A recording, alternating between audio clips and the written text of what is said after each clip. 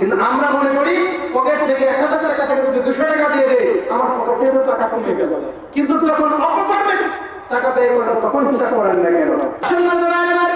আল্লাহ রাব্বুল আলামিন ঘোষণা করে দিলেন হুয়াল্লাহুল খালিকুল বারিকুল মুসাওবিরু লাহুল আসমাউল হুসনা। আল্লাহ রাব্বুল আলামিন যিনি পরিকল্পনা দানকারী, যিনি পরিকল্পনা বাস্তবায়নকারী, তিনি আকার আকৃতি দানকারী, তিনি মানুষকে সুন্দর করে আকার আকৃতিতে সৃষ্টি করে দিয়েছেন। বলুন সুবহানাল্লাহ। সম্মানিত ভাইরা, আল্লাহ তাআলা যদি মানুষের মুখটা সামনে দিয়েছেন কিন্তু নাকটা যদি পিছনে দিতেন বলেন তো কেমন মজা লাগতো? খাবার খাওয়ার সময় পিছন দিক থেকে সময় নেওয়ার পরে সামনে দিয়ে খাওয়া লাগতো, ঠিক কিনা? আল্লাহ তাআলা কপালটা সামনে দিয়েছেন, এই কপালের মধ্যে অনেক কিছু লেখা থাকে, কিন্তু চোখ দুটো যদি পিছনে দিতেন বলেন তো হাঁটতে কেমন মজা হতো? এত কিছু নিয়ামত দান করেছেন, তারপরেও যদি দুনিয়ার বুকে আদম সন্তান আল্লাহকে যদি ভুলে যায়, ওই মানুষকে আল্লাহ রাব্বুল আলামিন অবশ্যই জাহান্নামে নিক্ষেপ করে দেবেন। বলুন নাউযুবিল্লাহ। আল্লাহ তাআলা তাই ঘোষণা করে দিলেন। আল্লাহ রাব্বুল আলামিন অনেকগুলো নাম রয়েছে, গুণবাচক নাম রয়েছে।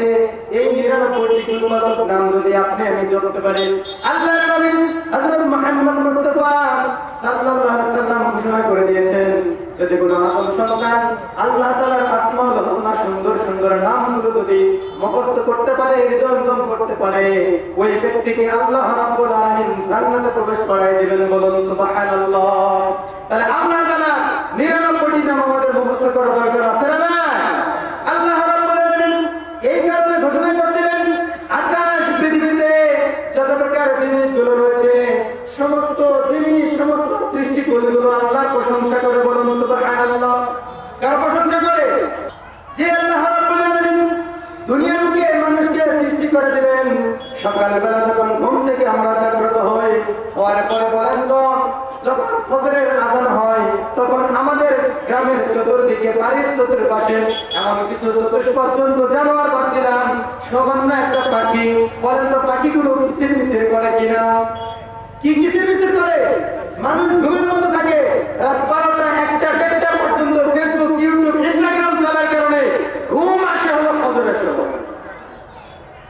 নারায়ে তাকবীর, আল্লাহু আকবার, নারায়ে তাকবীর, আল্লাহু আকবার। প্রধান বক্তা আগমন, শুভেচ্ছা স্বাগত। প্রধান বক্তা আগমন, শুভেচ্ছা স্বাগত। তাকি সাহেবের আগমন, শুভেচ্ছা স্বাগত। নারায়ে তাকবীর, আল্লাহু আকবার। সম্মানিত ভাইরা, আল্লাহ রাব্বুল আলামিন দুনিয়ার বুকে সামান্য কিছু পাখি, যে পাখিগুলো সকালবেলা কিচির মিচির শুরু করে দেয়, বলেন এই পাখিগুলো সকালবেলা আসলে কিচির মিচির করে না, প্রশংসা করে কার? প্রশংসা করে কার? কিন্তু মুসলমান ঘরের সন্তান আদম সন্তান ঘুমের মধ্যে ঘুমে থাকে। বলুন ঠিক কিনা? আমাদের চিন্তা করা দরকার, একটা সাধারণ যার মধ্যে আল্লাহ রাব্বুল আলামিন আকল নামক জ্ঞান দেন নাই, আকল নামক বিবেক দেন নাই, ওই সৃষ্টিকর্তা সকালবেলা উঠে আল্লাহর প্রশংসা করে, আর আমি সৃষ্টির শ্রেষ্ঠ মাখলুকাত, আমি মানুষ হয়ে ওই সময় ঘুমের মধ্যে থেকে। বলুন নাউযুবিল্লাহ। আল্লাহ রাব্বুল আলামিন ঘোষণা করে দিলেন, ইউসাব্বিহু লাহু মা ফিস সামাওয়াতি ওয়াল আরদ ওয়া হুয়াল আজিজুল হাকীম। আল্লাহু আকবার।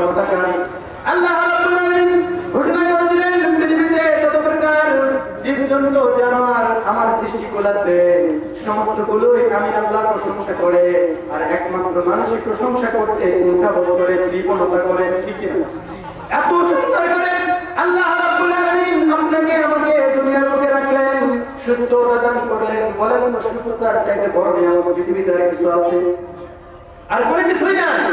আল্লাহ তাআলা তাই ঘোষণা করে দিলেন, ওয়া হুয়াল আজিজুল হাকীম। আল্লাহু আকবার। আল্লাহ রাব্বুল আলামিন তিনি